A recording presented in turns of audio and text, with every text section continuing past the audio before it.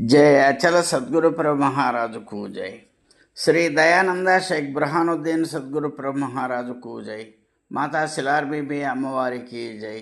श्री निजानंद मिठपल्లి सत्यनारायण सद्गुरु प्रभु महाराज को जय। माता चंद्रमांब अम्मवारी की जय। పెద్దలందరకు జై। సమస్త గురుభక్త మండలికి జై। సమస్త భక్త మండలికి జై। సమస్త మానవాళికి జై। జై అచల సద్గురు ప్రభు మహారాజుకు జై। చతుర్విధ పురుషార్థాలలో ధర్మార్థ కామ మోక్షములు అనేటటువంటి నాలుగింటిలో ఈరోజు నేను కామము అనేటటువంటి పురుషార్థాన్ని గురించి వివరిస్తాను. కామము అంటే కోరిక అని అర్థం. ఇక్కడ అన్ని రకాల కోరికలను కలిపి కామము అని శాస్త్రాలు చెప్పడం అనేటటువంటిది జరిగిందనమాట. ఈ కామము అంటే కోరికలు అన్ని రకాల కోరికలు. ఈ కోరికలు ఎలా ఉండొచ్చు? ధనం మీద కోరిక కావచ్చు, నివాసం మీద కోరిక కావచ్చు, సంతానం మీద కోరిక కావచ్చు, బంగారం మీద కోరిక కావచ్చు, అర్ధాంగి మీద కోరిక కావచ్చు. ఈ కోరికలన్నిటినీ కామము అనే పేరుతో పిలవటం జరిగిందనమాట. గౌతమ బుద్ధుడు ఈ కోరికలే దుఃఖాలకు కారణము, దుఃఖానికి కారణం ఆశ, కాబట్టి ఈ కోరికలు ఎంత తగ్గించుకుంటే అంత సుఖం సాధకులకు కలుగుతుంది అని దుఃఖాలకు కారణం కోరికలు అని గౌతమ బుద్ధుడు మనకు చెప్పడం అనేటువంటిది జరిగిందనమాట. ఈ కోరికలనే తృష్ణ అంటారు. తృష్ణ అంటే ఇది మత్తు మందులాగా పనిచేస్తుంది. మత్తు మందుల్లో రకాలు ఉన్నట్టే ఈ తృష్ణలో కూడా ఎన్నో రకాలు ఉంటాయన్నమాట. సుఖదాహం, ధనదాహం, కామదాహం, కీర్తిదాహం, అధికారదాహం మొదలైనటువంటి ఈ తృష్ణ ఏంటి అంటే కూడా ఎప్పుడూ కూడా ఇంకా కావాలి, ఇంకా కావాలి, ఇంకా కావాలి అని అడుగుతూ ఉంటుందన్నమాట. తృష్ణ అంటే వ్యసనం, అంటే చాలదు ఇంకా కావాలి అని. తృప్తి అంటే చాలును అని. ఎప్పుడు కూడా జీవితంలో ఈ పోరాటం జరుగుతూనే ఉంటుంది. తృష్ణ, తృప్తి ఈ రెండు ఒకదాని వెంట ఒకటి తమ ఆధిపత్యాన్ని ప్రదర్శించుకునే ప్రయత్నం చేస్తూ ఉంటాయి అన్నమాట. తృష్ణ అంటే కోరిక కలుగుతుంది, తర్వాత కొంత తృప్తి పడ్డాడు అనుకోండి, మళ్ళీ ఎంతోసేపు ఉండదు ఆ తృప్తి, మళ్ళీ తృష్ణ. ఇలా తృష్ణ, తృప్తి ఈ రెండు కూడా ఒకదాని వెంట ఒకటి ప్రయాణం చేస్తూ చివరికి తృప్తి ఓడిపోతుంది, తృష్ణ మిగులుతుంది. ఆ తృష్ణ అంటే ఇంకా ఇంకా ఇంకా కావాలనేటటువంటి వ్యసనం. వీటి వలన దుఃఖాలు కలుగుతాయన్నమాట. అందువల్ల కోరికలను ఎక్కడో ఒక చోట అదుపు చేసుకుంటేనే సాధకుడు సుఖపడతాడు, ముందుకు సాధన సాగుతుంది అని చెప్పడం అనేటటువంటి జరుగుతుంది అన్నమాట. ప్రతి కోరిక వెనక కూడా దుఃఖం ఉంటుందన్నమాట. చూడటానికి ఏంటంటే మొదట సుఖంగా ఉంటుంది. విషయేంద్రియ సంయోగాత్ యత్తదగ్రే సుఖమివ పరిణామే విషమివ అంటే ముందు సుఖంలాగా కనపడుతుంటాయి సుఖాలు, కానీ చివరికవి దుఃఖంతో ముగిసిపోతాయి అన్నమాట. ఇటువంటి ప్రతి కోరిక వెనక దుఃఖం పొంచి ఉంటుంది అని శాస్త్రాలు చెప్తూ ఉన్నాయి. అయితే భగవద్గీత ఈ కామము అనేటటువంటి అంశాన్ని చాలా చక్కగా విశ్లేషణ చేసిందనమాట. 3వ అధ్యాయం 36వ శ్లోకంలో అర్జునుడు పరమాత్మను ఇలా అడిగాడనమాట. అధకేన ప్రయుక్తోయం పాపంచరతి పురుష అనిచ్ఛిన్నపి వార్ష్ణేవ బలాదివని యోజిత. ఎవరికీ కూడా పాపం చెయ్యాలి అని అనుకోరు, పాప పనులు చెయ్యాలి అనుకోరు, పుణ్యమే కావాలనుకుంటారు. పుణ్యం కావాలనుకుంటారు కానీ మరి ఎందుకు పుణ్య పనులు చేయరు, ఎందుకు పాపకార్యాలే చేస్తూ ఉంటారు అనే ప్రశ్న అడిగాడనమాట. దీనికి ఒక చోట ఏం చెప్పారంటే, పుణ్యఫలం ఇచ్చంతి పుణ్యం నేర్చంతి మానవ. పుణ్యం కావాలనుకుంటాడు కానీ పుణ్యపు పనులు చేయడు. నా పాపఫలం ఇచ్చంతి కుర్వన్ పాపకార్యం. పాపం కావాలని అనుకోడు కానీ పాపమే చేస్తూ ఉంటాడు. దీనికి సంబంధించి ఒకసారి దుర్యోధనుడు చెప్తాడనమాట. జానామి ధర్మం నచమే ప్రవృత్త, జానామి అధర్మం నచమే నివృత్త. నాకు ధర్మం అంటే ఏంటో తెలుసు, కానీ ఆ ధర్మం చేయబుద్ధి కావట్లేదు. అధర్మం అంటే ఏంటో తెలుసు, కానీ అధర్మమే చేయబుద్ధి అవుతుంది. కేనాపి దేవేన హృది స్థితేన స్థితదా కరోమి. నాలో ఎవరో ఉండి నన్ను బలవంతంగా ఆ పని వైపు నెడుతున్నట్టుగా నాకు అనిపిస్తూ ఉంది అని ఒకసారి దుర్యోధనుడు చెప్పడం అనేటటువంటి జరిగిందనమాట. అయితే దీనికి భగవద్గీతలో అర్జునుడు అడిగినటువంటి ఈ ప్రశ్నకు, ఏ ప్రశ్న? మానవులకు ఇష్టం లేకపోయినా కూడా పాపపు పనులు ఎందుకు చేస్తున్నారు, పుణ్యం కావాలని అనుకున్నా కూడా పుణ్యపు పనులు ఎందుకు చెయ్యరు అని అడిగాడనమాట. దానికి చక్కటి సమాధానం 37వ శ్లోకంలో చెప్పారు. ఏం చెప్పారు అంటే, కామయేష క్రోధయేష రజోగుణ సముద్భవం మహాశనో మహాపాప్మా విద్యైన మిహ వైరిణం. కామయేష క్రోధయేష రజోగుణ సముద్భవం. రజోగుణము నుంచి ఉత్పత్తి అయినటువంటి, రజోగుణం వలన కలిగినటువంటి కామము క్రోధము అనేటటువంటి ఈ రెండు గుణాలు, అవి ఈ జీవుణ్ణి లేదా సాధకుణ్ణి ఇబ్బంది పెడుతున్నాయి.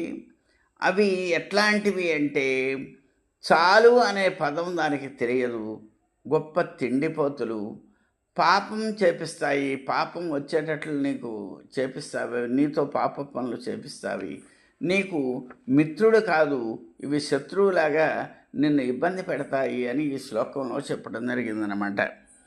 కామయేష క్రోధయేష రజోగుణ సముద్భవం మహాశనో మహాపాప్మ విద్యైన మిహ వైరిణం. ఇవి తిండిపోతూ, అశనము చాలు అందు తిండిపోతూ పాప పనులు చేస్తూ ఉంటుంది, నీకు శత్రువులాగా నిన్ను ఇబ్బంది పెడతాయి ఈ కామక్రోధాలు. ఇవి 6 ఉంటాయన్నమాట. కామము, క్రోధము, లోభము, మోహము, మదము, మాత్సర్యము అని 6 శత్రువులు అనమాట. ఈ 6 శత్రువుల్లో కామము మొదటిది. అది కావాలి, ఇది కావాలి అని కోరుకుంటుంది. ఆ కోరికకు ఏదైనా సరిగా అవకాశం లేకపోతే, కోరికకు ఇబ్బంది కలిగే పరిస్థితులు ఏర్పడితే అప్పుడు క్రోధం ముంచుకొస్తుంది, తన్నుకొస్తుంది. ఈ రకంగా కామ క్రోధాలు ఇబ్బంది సాధకుని పెడుతూ ఉంటాయి. అందుకని విషయారణ్యం ఏదైతే ఉందో, విషయారణ్యము, బాహ్య ప్రపంచము, ఇక్కడ ఏదైతే ఉందో ఈ కామక్రోధాలదే పెద్దపీట. అక్కడ మంచి మాటలు కానీ, మంచి విషయాలు కానీ అక్కడ విషయారణ్యంలో పని చేయవు అని కూడా మనకి చెప్తూ ఉంటారన్నమాట. అట్లా ఈ కామ క్రోధాల విషయాన్ని, ఇది తిండిపోతూ అనేటటువంటి విషయాల్ని గురించి మనకు భారతంలో చక్కటి ఒక ఉపమానాలు, కొన్ని మంచి కథలు ఉన్నాయి. వీటిల్లో మొదటిది యయాతి మరియు దేవయాని మధ్య జరిగింది. యయాతి దేవయాని భార్యాభర్తలు. దేవయాని యొక్క తండ్రి శుక్రాచార్యుడు.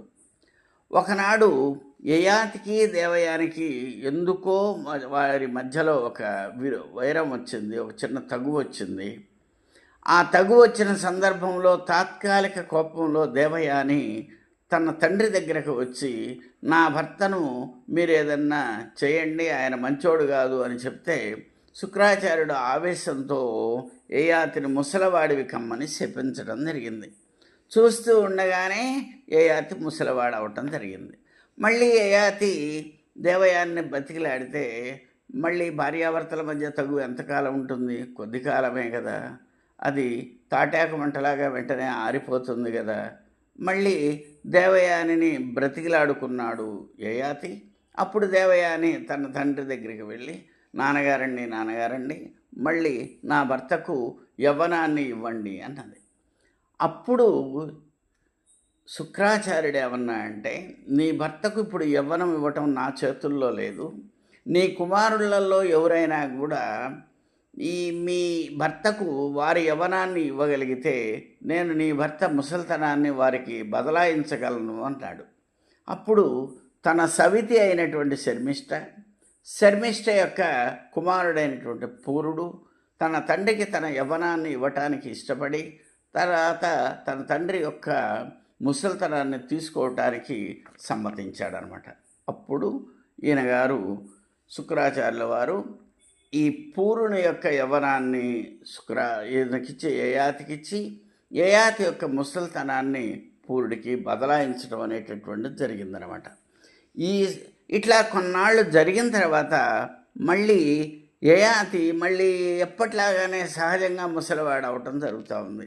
ఏళ్ళు గడుస్తూ ఉంటే మళ్ళీ ముసలితనం ఆయనకి ఛాయలు కనపడతా ఉన్నాయి. అప్పుడు ఆయన ఏమన్నాడు అంటే, యయాతి దేవయాన్ని ఎదురుగా కూర్చోబెట్టుకొని, దేవయాని మళ్ళీ నాకు రెండవసారి కూడా నేను యవ్వనాన్ని అనుభవించినా కూడా మళ్ళీ నాకు ఇప్పుడు ముసలితనం వస్తూ ఉంది.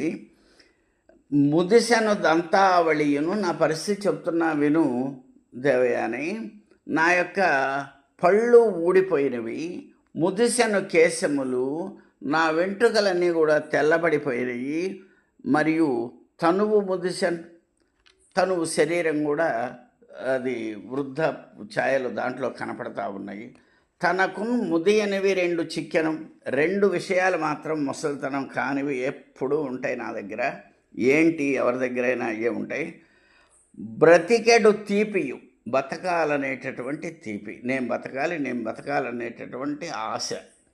అట్లనే విషయపక్ష స్పృహయన్, తాను ఎప్పుడో అనుభవించినటువంటి విషయాలను ఎప్పుడు కూడా గుర్తుకు తెచ్చుకొని ఆ ఆనందాన్ని అనుభవించటం అని ఇక్కడ చెప్పడం అనేటటువంటి జరిగింది. దీనికే ఒక కవి కూడా ఏమన్నా అంటే, తనివి తీరదు తనువు చాలదు జీవితంపై ఆశ సడలదు. ఎవరికైనా ఇది కామన్. తనివి తీరదు అంటే అది అనుభవించాలి, ఇది అనుభవించాలనేటటువంటి కోరికలు మిగిలిపోతూనే ఉంటాయి, కానీ ముసలితనం వచ్చేస్తూనే ఉంటుంది. ఇంకా జీవించాలనేటటువంటి ఆశ ఉంటూనే ఉంటుంది, ఆయుష్ సన్నగిలుతూ ఉంటుంది అని ఇక్కడ చెప్పడం అనేటువంటి జరిగింది. దీనికి ఇంకా చక్కటి ఒక ఉపమానాన్ని ఈ యయాతి దేవయానికి చెప్పాడనమాట. నజాతు కామ కామానాముపభోగేన శామ్యతి హవిషా కృష్ణవర్త్మ్యయ భూయ ఏవ అభివర్ధతే. దేవయాని, ఒకడు మంట చల్లార్చాలి అనుకొని నెయ్యి పోశాడు. మంట చల్లారిందా? చల్లారకపోగా ఇంకా బాగా పెద్దదైంది. మంట చల్లారాలంటే ఏం చేయాలి? పొయ్యిలో ఉన్న ఒక్కొక్క కట్టెని కనుక తీసివేస్తూ ఉంటే మంట చల్లారుతుంది. అట్లా కాకుండా మంట చల్లారాలి అని నెయ్యి పోస్తే ఎలా పెరుగుతుందో అట్లానే హవిషా కృష్ణవర్త్మేయ, ఎలా అయితే ఆ నెయ్యి పోస్తే మంట పెరుగుతుందో అలా అది కోరుతూ ఉంటుంది. కోరిందల్లా మనం తీరుస్తూ ఉంటాము. కోరిందే తీరుస్తూ ఉంటే అది ఇంకోటి కోరుతుంది, ఇలా కోరికలు అంతు లేకుండా పెరిగిపోతూనే ఉంటాయి. ఈ కోరికలను తగ్గించుకోవడానికి మార్గం ఏంటంటే, పొయ్యిలో ఉన్నటువంటి ఒక్కొక్క కట్టెపుల్లను కనుక మనం తీస్తూ ఉంటే, కట్టెపుల్ల లేకపోతే మంటే లేకపోతే ఇబ్బందే లేదు. ఆ రకంగా ఒక్కొక్క కోరికను తగ్గించుకుంటూ రావటమే ఈ కోరికల మీద మనం నియంత్రణ సాధించాలి అంటే చేయాల్సింది అని ఇక్కడ యయాతి దేవయానికి చెప్తాడనమాట. నజాతు కామ కామానాముపభోగేన శామ్యతి హవిషా కృష్ణవర్త్మ్యయ భూయ ఏవ అభివర్ధతే. మంట తగ్గించాలనే ఉద్దేశంలో నెయ్యి పోస్తే అది తగ్గక పెరుగుతుంది. అట్లానే అడిగింది కదా అని కోరికలు తీరుస్తూ ఉంటే అవి ఇంకా పెరుగుతూనే ఉంటాయి. కాబట్టి కోరికలను జయించడానికి మార్గం ఒక్కొక్క కోరికని తగ్గించుకుంటూ పోవటమే అని ఇక్కడ చెప్పడం అనేటటువంటిది జరిగిందనమాట. ఇట్లాంటి కోరికలకు సంబంధించి కొన్ని చిన్న ఉదాహరణలు, ఒక 2-3 ఉపమానాలు చెప్తాను. ఒక వ్యాపారి ఉన్నాడు. ఆయన దగ్గర కూజాలో, సన్నటి మూతిగల కూజాలో జీడిపప్పులు ఉన్నాయి. ఆయన బయటికి దేనికో వెళ్ళాడు. ఒక కోతి ఆ షాప్లో ప్రవేశించింది. ఆ సన్నటి మూతిగల కూజాలో చెయ్యి పెట్టి ఆ జీడిపప్పు పిడికలతో పట్టుకుంది. ఇంతలో యజమాని వచ్చాడు. ఆ కోతిని మరి నా జీడిపప్పులు తీసుకుంటున్నామని బెత్తంతో కొడుతూ ఉన్నాడు. అది చెయ్యి గుంజుకుంటా ఉంటే రావట్లేదు. ఎందుకని? చేతిలో జీడిపప్పులు ఉన్నాయి కాబట్టి. చివరికి అది గ్రహించి జీడిపప్పులు వదిలేస్తేనే మళ్ళీ చెయ్యి బయటికి వచ్చింది. ఆ రకంగా కోరికలు కలిగి ఉన్నంతసేపు దుఃఖాలు కలుగుతూనే ఉంటాయి. అట్లానే ఇంకొక మాట ఏంటి అంటే, ఒక మేక ఉంది. ఒకనాడు అది దారి తప్పింది. దారి తప్పి అడవిలో ఒక పాడుబడ్డ బావిలో పడింది. పడితే ఏమైంది, ఆ మధ్యలో ఒక రావి చెట్టు ఉంటే ఆ రావి చెట్టుకు అది ఆధారంతో ఆగిపోయింది. కింద చూస్తే కింద ఒక పెద్ద పాము ఉంది, పాడుబడ్డ బావి, ముళ్ళు, కంప అవంతా ఉన్నాయి. కింద చూస్తేనో అట్లా మంచిగా లేదు. ఇంతలో రావి చెట్టు పట్టుకుంటే ఆ రావి చెట్టుకున్నటువంటి తేనె పట్టు కదిలి తేనె ఒక్కొక్కటి దీని నాలుక మీద పడతా ఉంటే అది నాలిక జాపి ఆ తేనె యొక్క సుఖాన్ని ఆస్వాదిస్తూ హాయిగా ఉంది హాయిగా ఉంది అనుకుంటా ఉంది. ఇంతలో ఇది ఏదైతే చెట్టు ఆ బావికి ఆనుకొని ఉందో, ఆ బావిలో ఉందో, బావి యొక్క గోడకు ఉందో ఈ చెట్టు, దాని యొక్క వేరును ఒక ఎలుక కొట్టడానికి ప్రయత్నం చేస్తూనే ఉంది.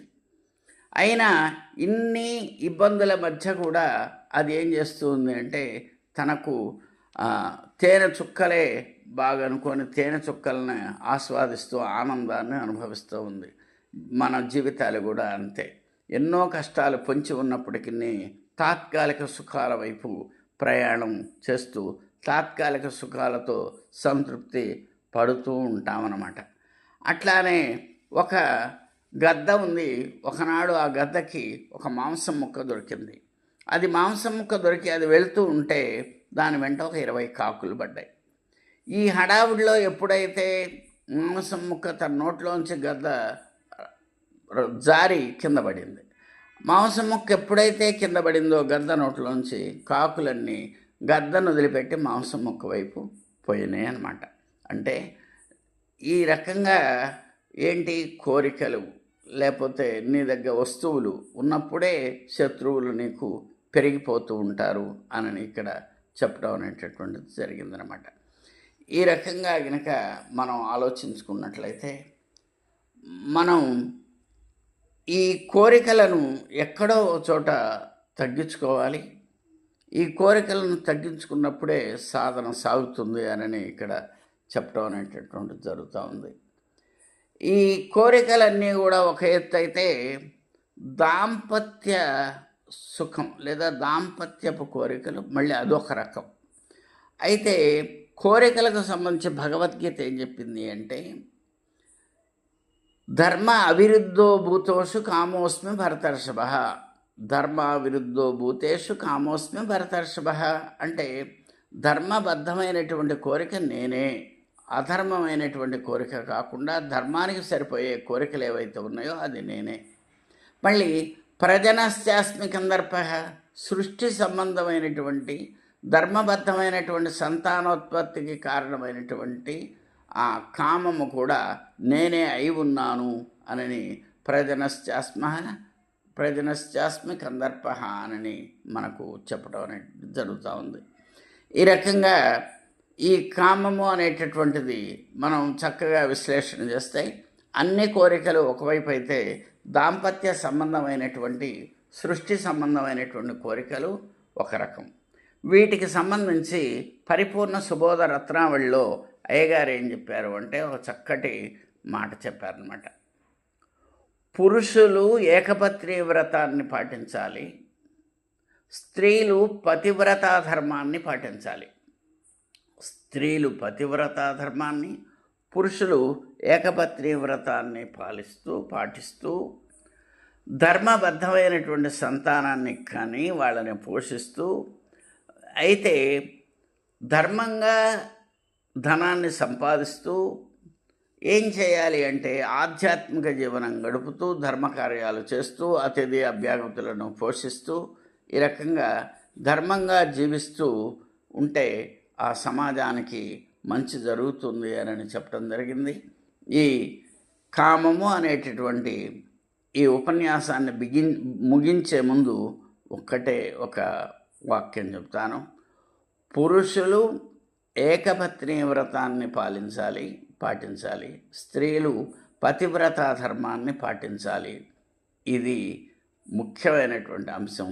ఇలా చేస్తే సమాజం సుఖంగా శాంతిగా ఉంటుంది అని తెలియజేస్తూ ఈ ఉపన్యాసాన్ని ఇంతటితో ముగిస్తున్నాను. జై అచల సద్గురు మహారాజుకు జై. అందరికీ జై గురు. భగవద్గీత, గురుగీత, ఉపనిషత్తులు, పరిపూర్ణ బోధ మరియు మరిన్ని ఆధ్యాత్మిక ప్రవచనాల కోసం మా ఛానల్ని సబ్స్క్రైబ్ చేయండి. అలాగే ప్రక్కనే ఉన్న గంట సింబల్ను నొక్కండి. అలాగే ఈ వీడియో మీకు నచ్చితే లైక్ చేయండి మరియు షేర్ చేయండి.